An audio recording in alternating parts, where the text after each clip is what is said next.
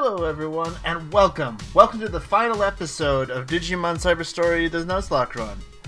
And this is it. This is where we end. Whether the run succeeds or not, this is the last video.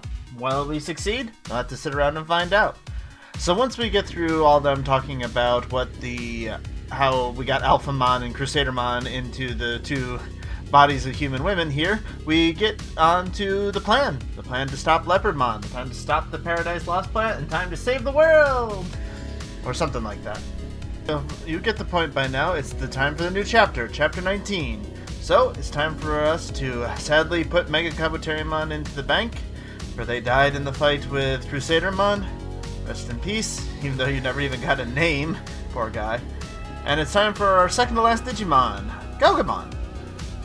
So we have another data type, which was not what I was looking for. I was looking for more vaccine types to help balance out the party as we lost one. So very shortly afterward, I decided to mock Gaugamon and make a Finding Kakumon to give me at least another vaccine type lying around for us to work with. Looking to give some more names, I decided that Rise Greymon would be named Hobbs, the name of the plushy dragon that sometimes stops by my stream. It's a little weird, but if you stop by, you know what I'm talking about. And now it's time to move on, entering the Tokyo Metropolitan Office, by far the most complicated dungeon in this entire game. And things are looking rather strange there, as well they do in pretty much every area around here. So it's time for us to go train there. But first, now that it's Chapter 19, there's this one guy who's very important. This Victory Ushida character, who will give you a free Tactician USB. Now, at this point, being Chapter 19, it's not 100% as useful as it could have been otherwise, but it is still an incredibly useful item to have to finish up your grinding, if you want to have some megas before the end of the game. And as you can see, as soon as we go back with that Tactician USB into the dungeon, it makes our experience incredible. So once you get through the first couple of floors, you're able to unlock the shortcut to get back down, and just keep raking in that experience. Running around here, trying to find all the chests and goodies that are around, you will rack up experience at a very quick pace. And it only gets better the deeper in you go. So having gained a few levels, it was time for Karamon to digivolve. So, since there was nothing else available, I decided to go with a Bakumon.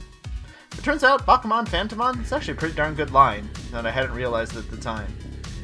And now I also realized that some of the megas I needed, some of them had some tricky stats that I needed, like Shogun Nekomon trying to get to Plesiomon. So I decided to buy some training items that I would need for later. Now it's time for the random boss fight. Crusadermon, or Dynasmon. Sorry, Crusadermon and Dynasmon, they're the pair in Frontier, so whoops, I got them mixed up for a moment. And yeah, he's randomly here. We beat him up earlier and suddenly he's back. Yeah, he has one ability that hits really hard. Other than that, just put it in your virus team. Generally, you'll have some pretty good virus type hitters, because virus types have a lot of good hitters. And just beat them down. There was nothing that I was real worried about in this boss fight, except when he kept dodging everything. But as you can see, just our penetrating moves do an amazing amount of damage. Even Breakdramon just doing a little there. Wyvern's Breath is what I was worried about, and he suffers the recoil because it's such a high damaging attack, but again, it barely touched my party. And I mean, we don't even have all megas yet at this point. It's still not that impressive. So without any real trouble, Dynasmon is down. We're down to our last Royal Knight that we have to defeat. And so the game is drawing ever closer to a close. I mean, wow, Rordrik, you got this close and there's still this much time left in the video? Just watch, you'll see. So, after all of that experience getting up there, we finally got Jimmy to the form he wanted. Hercules Kabuterimon, who turns out has a very bland special move when Mega Kabuterimon had such much better. Also, Ikakumon became Waymon because I do really like his passive being around. The passive SP gain is very nice. Especially if I ever decide to run this again without any items, the SP gain can be incredible. And Inframon also became Diaboromon. Dungeon. As you can see, it's 16 levels for a level 1 Mega, with just the one Tactician USB. So, many of you who played this game before are well aware that with a couple Tactician USBs and some Platinum Numemon, you can tear this game wide open. And this dungeon is all just wandering around, up an elevator, down an elevator, up an elevator, down an elevator, trying to figure out how to get these last two items in the dungeon really took a long time. So, next we were finally able to get Aji towards his line that he wanted. He was Boltmon already, but now he's back down to Pumpkinmon to work on getting towards Rosemon, who is one of the few Megas who actually has a pretty darn good attack that is a data type. Finally, through running around, we were able to get Slayer, the Shogun Gekomon, up to maximum level. So he was ready to go into the farm now because he needed a few more intelligence in order to be able to gain the last stats he needed in order to gain his intelligence required. This is one of the few times that I ever actually decided to sit down and use the farm for training at all during this. There was a few little times in there, but that's where I really started to focus. And here's just to show that this is where it's at. You can fight 3 Megas at once on these top floors here, and this is really where the experience gets good. This place is an incredible area for grinding. Also along the way, our Gardevoir very easily became max level. Also, Aji started to be used so much in the team that he was starting to discard abilities. As most of you know, you can only hold up to 20 abilities. So after a while, you will have to remove some. Now with everyone getting to be max level, I was looking at Gardevoir and found, oh wait, he can't digivolve to Ultimate because he was converted as a champion. So he had to go down to Agurumon. No Ultimate for him. Looking at what other Megas I had available, I was able to make Hobbs into Slayergermon, which is a Digimon I didn't know much about before I started these runs, and turns out to be a very good choice. He's very solid. Good moves, good special move. Excellent. Now, Agurumon very quickly became high enough level again that once again he became Gardevoir. And once again, we are wandering around. This dungeon just took forever. And I've run this dungeon 3 times before. It just is incredible how roundabout this dungeon is. Continuing to grind our way through, everyone's finally starting to look some decent levels, and I was ready to start digivolving again. Now our Gardevoir became a Metal Mamemon. As well, someone else decided to stop by the stream. Skiller decided to try and become a Lilithmon, and well, it was a bit rambunctious for us to try and do that at the very end of the game, but you know, I was willing to give it a try for her.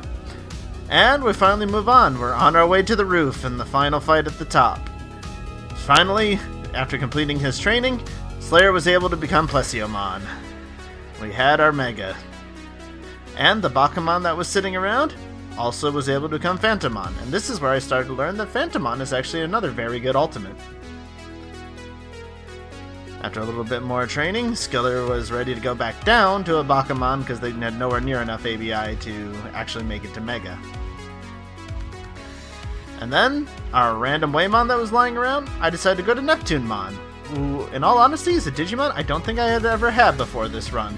So it's very interesting to try him out, and his move is very good, plus his passive increases its damage, so he is a pretty solid Digimon. So, with the last little bit of grinding on our way up to the roof, it was finally time for us to take on the boss. Well, bosses, actually, for those of you who know what happens up here. Welcome to the rooftop. We have found Leopardmon. It is time for us to fight. Oh, but wait! That's right, you're around. Hello, Arata. How are you doing? Oh, what are you doing? That doesn't look right. Oh dear. Well, I guess we have to beat you up now. So welcome to the Arata Eater fight. I don't know what else to call this. It's an interesting fight. It certainly isn't one that you might expect the first time playing through this game. He can be a pain because he can heal, so you have to make sure that your damage output is high enough that you can out-damage his heal. That is the big thing that you have to worry about. And his one move can do a bit of damage, but he really doesn't do anything on normal mode that's that scary. It was only in hard mode that I ever really had that big of a problem with him. By this point, you should have some pretty powerful Digimon with some defense and intelligence penetrating moves that will just do enough damage. Yeah, that Tyrant Cluster. That will do a good chunk of damage, so just make sure you don't have any of your real squishy Digimon out. I mean, Tsukuyamon's pretty squishy. If she can survive it, you're probably pretty good, even though she's level 71, so that helps a lot too. I did a little more grinding than I expected to do when we got to this point in the run. It's kind of why I tried to just finish the game. At this point, I didn't do a lot of grinding after this because I still wanted the Nuzlocke run to be fairly difficult. I didn't want to cheese too much of it. So there's pretty much no more grinding left to do. It's all straight ahead, time to beat the game. And with a little bit of time, Arata's down. Well, I mean, first of all, of course you have to go back and save your friend, which is a little bit of a interesting method that you decide to use to save said friend. This is one of the oddest cutscenes in these games. It's kind of like the random fisticuffs that happen in Hacker's Memory as well. It's very random, but you get it out of your system and it's time to deal with the real problem. Deal with Leopardmon, who you finally get together with Nokia, sapping his power, and it's finally time to foil his plan and go ahead and fight him.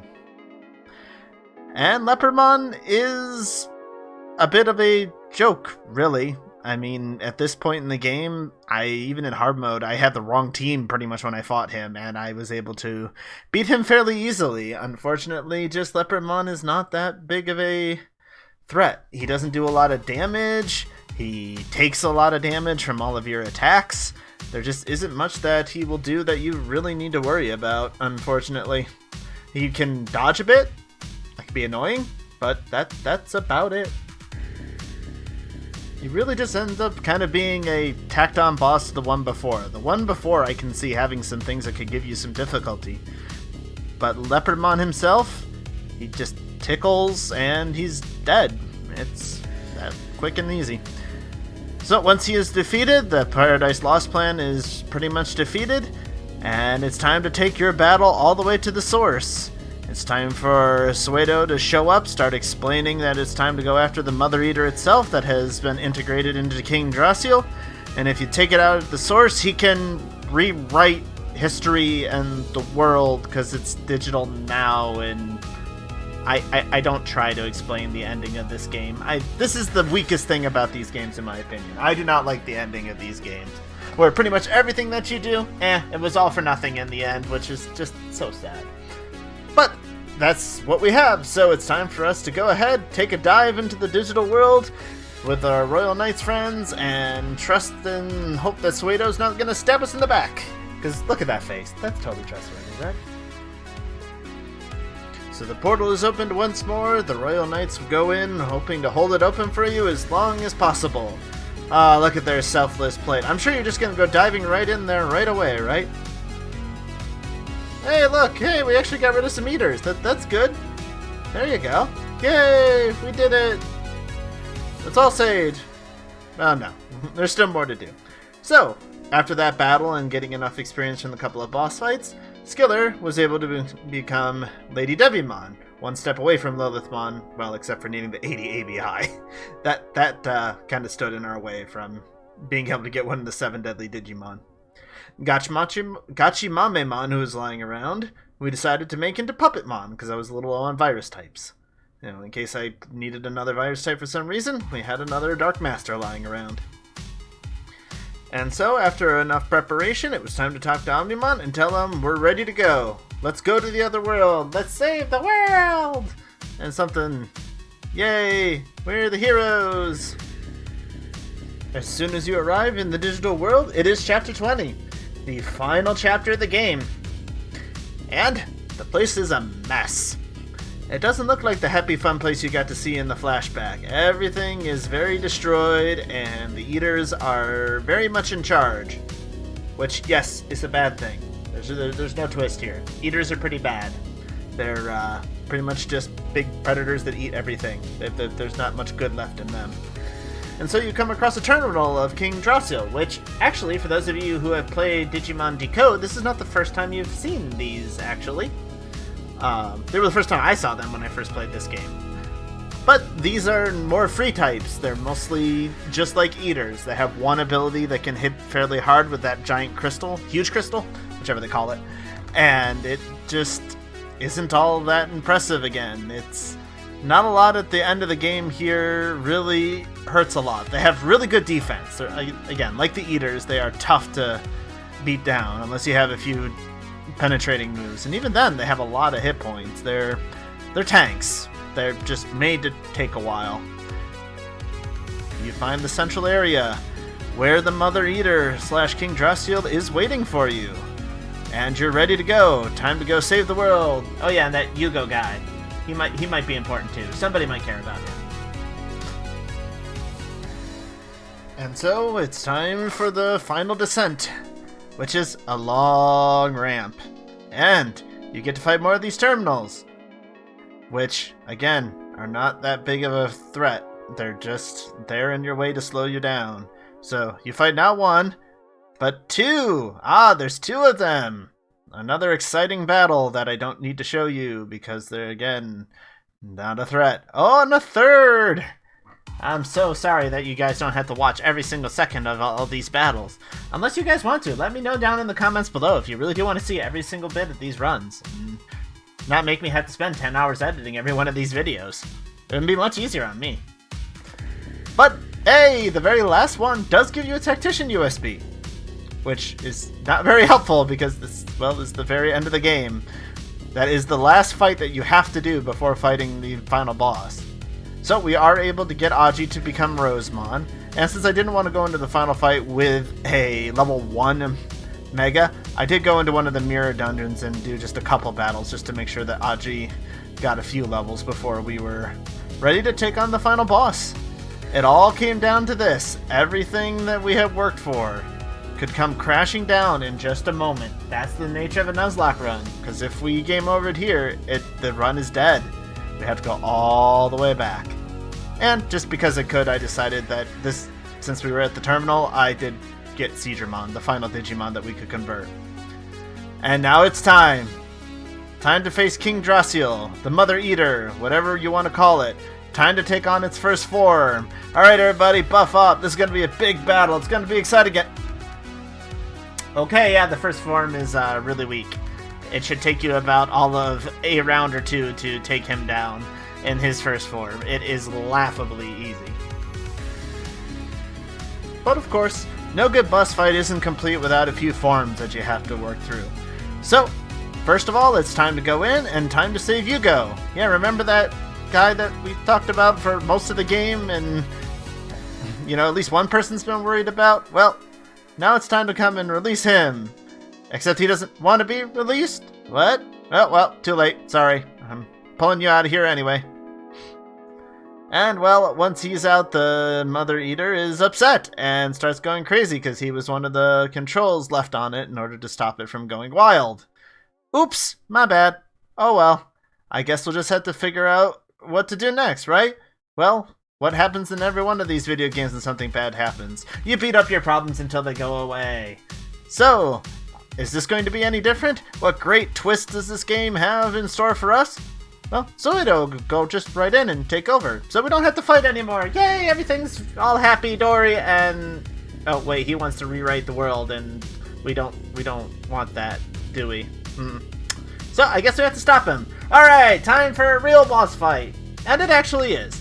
This boss fight is much more complicated than the first part. It actually, at least, is somewhat of a challenge.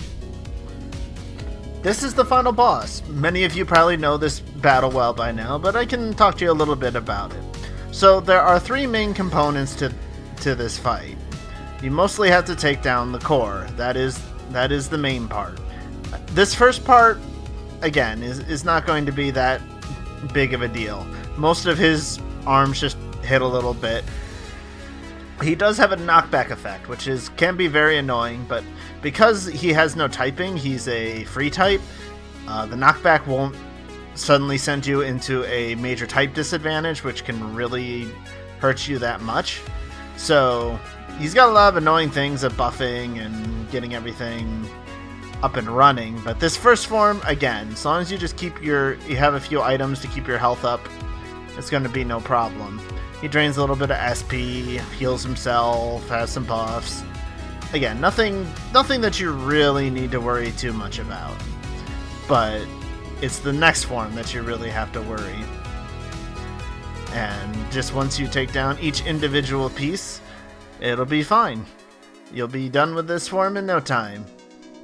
You have your friends helping you out. I mean, the rotating friends is cool, but do so little damage compared to you at this point that it's really just a, hey, look at us, we remembered everyone's here and it's cool, we have this technology that we're only going to use for like a couple fights. I think it's only here in Examon that it's ever actually used.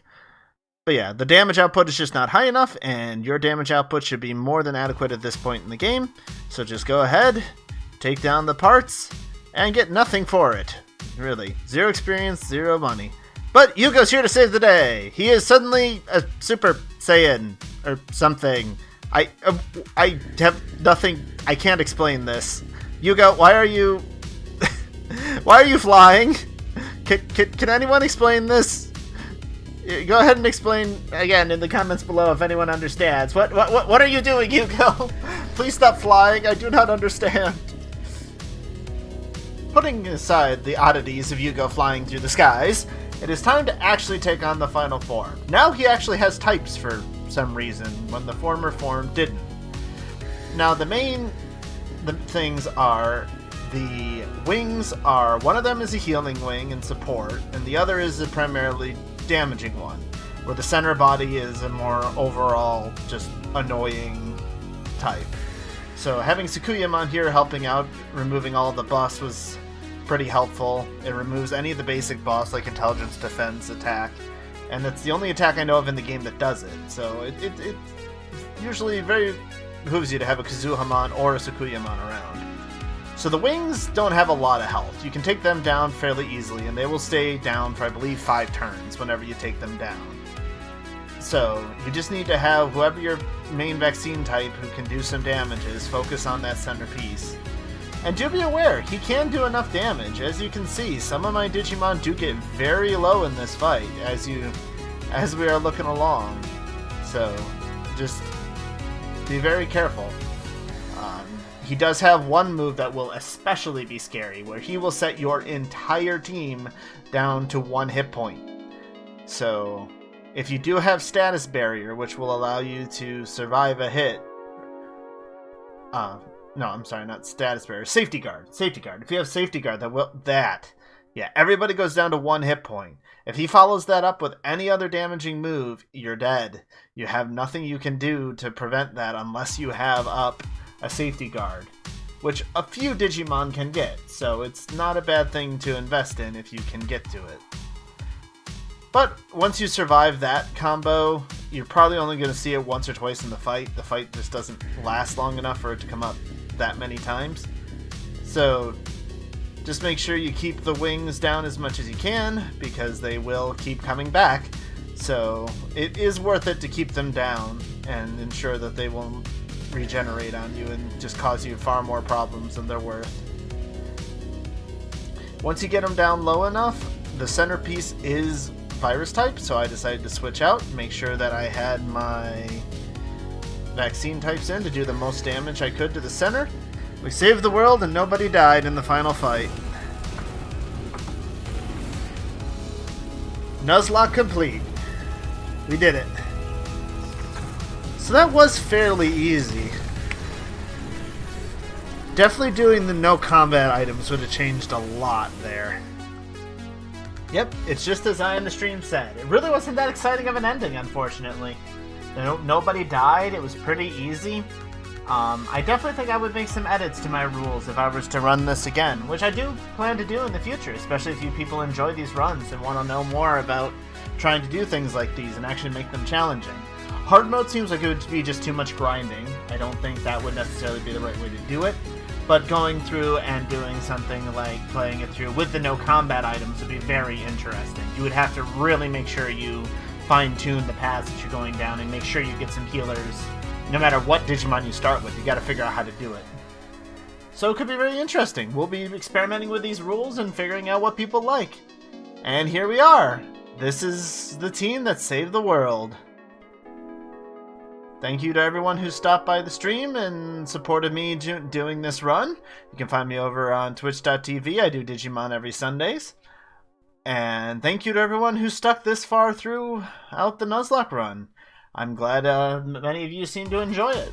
It took me a lot of work to edit all of these videos and try and come up with all these rules and everything to make sure that we try to come up with a good experience. And as I've said, they still have some work. and I'm sure we'll go ahead and fine-tune them in the future, and maybe we can get a whole community running these and enjoying Digimon Nuzlocke together, because it's not just for Pokemon. We need something to help get this Digimon community going and enjoying the games and everything that we know and love. Thank you everyone who stuck it out. I have been Rordrik. This has been the Digimon Nuzlocke video. Thank you so much for watching. Leave like and subscribe if you really enjoyed this content. Comment down below if you want to see more Digimon content in particular. Are you looking forward to a Digimon Hackers Memory Nuzlocke? You want to look at my Digimon World 2 Rookies Only run? I have everything done on screen for that. I can make videos out of that too. If you're looking for Digimon anime reviews, I watch all of the animes and all of the movies. I can talk to you all about my opinion for those too. Just let me know what you people are interested in. Maybe I'll be able to put together into another video. Thank you all so much for sticking it out with me. I hope you enjoyed, and I hope you'll continue to have fun with the Digimon world together. Keep staying awesome, everyone.